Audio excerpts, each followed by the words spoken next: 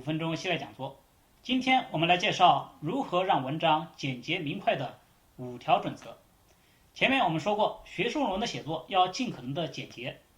换位思考一下，当我们自己做文献探讨、读别人的论文时，我们总是希望能够用最少的时间就能够完成我们的阅读工作。我们最喜欢那些信息丰富但是文风简洁的文章。简洁的文风能够让我们尽快的能够理解大意，找到有用的信息。所以我们写论文时要切忌啰嗦冗长，这不仅能为读者节省时间，也会增加论文本身的价值，使它有更多被欣赏、被引用的机会。让文风简洁明快的第一条准则是30-300法则。也就是说，我们写作时要尽量的使用短的句子和短的段落。一般来说，一个句子的长度应该少于30个英文单词，一个段落的长度应该少于300个英文单词。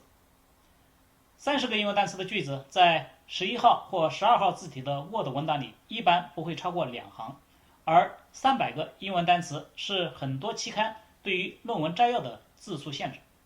大约10到20个句子，对于大多数的段落来说是足够和恰当的长度。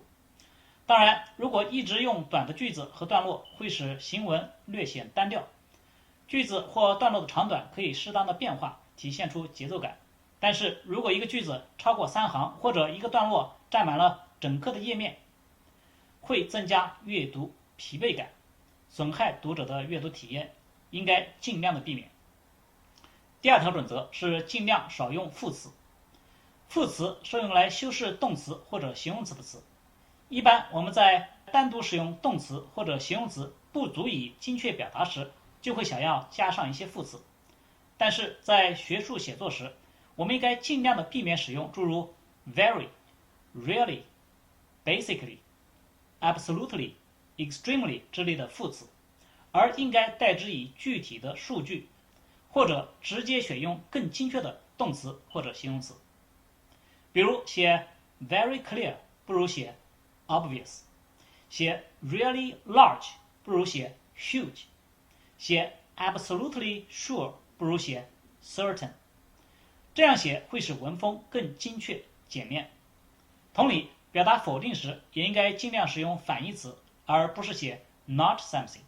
比如写 not positive 不如写 negative， 写 not often 不如写 rarely。 第三条准则是尽量避免把动词名词化。有一些作者喜欢把动词名词化，似乎这样可以使文风更正式、更稳重。但是对于学术写作，简洁明快更重要。直接使用动词会更有力量感。比如直接写 investigate 就比写 conduct a investigation 要好。直接写 review 要比写 provide review 要好。直接写 many people assume 要比写 there is a common assumption that 要好。第四条准则是尽量使用主动语态。这一条可能有争议，因为有很多作者可能以为在学术写作中大量的使用被动语态可以除去个人印记，增强写作的客观性。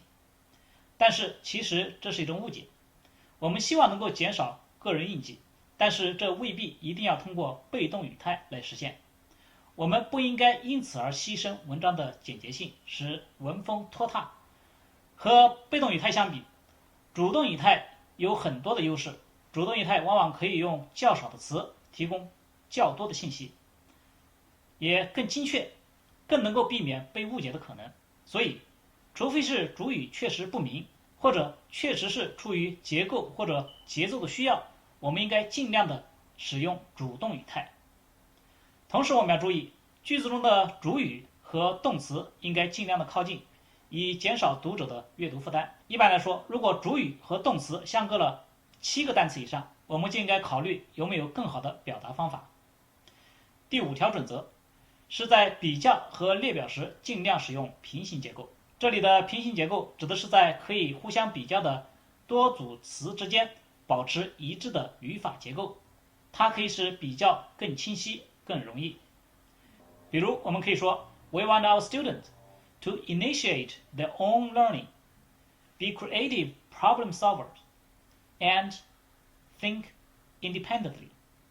这个句子就没有使用平行结构。为了使这个句子更易读，我们可以把句子改成 We want our students to be self-motivated learners, creative problem solvers, and independent thinkers。这里由 learners、problem solvers 和 thinkers 组成的平行结构，使句子的意义一目了然。以上讲了让英文文章简洁明快的5条准则，其实还有一条通用的基本的原则，那就是要尽量的减少句子中的冗余的词。如果句子中的一个词可以被去掉，而不损失必要的信息，那么我们就应该去掉它。在这方面，文人们自古以来就很讲究。欧阳修有一个著名的例子，他把有犬卧于通衢，一马蹄而杀之删改为一马杀犬于道，12个字减为6个字，大大的增加了表达的效率。好，今天就讲到这里，谢谢大家，再见。